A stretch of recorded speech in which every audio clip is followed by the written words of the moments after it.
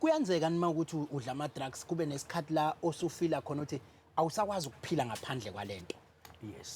Yes. Ama drugs mfethu into ayenzayo kakhulu enye ilento yokulimaza indlela yokucabanga. Ayilimaza kanjani indlela yokucabanga? Yingakho uthola ukuthi umuntu odla ama drugs uzicabangela yena ngoba akasekho into yokuthi yena fanele kube nabantu abanye mhlawumbe lethe kuyasebenza ngubaba ngoba ngifuna siyibuke ngalendlela into yama drugs. Ama drugs khona abafethu manje ababizwa ngamaphara. Okay. Bangcono labafethu. Okay.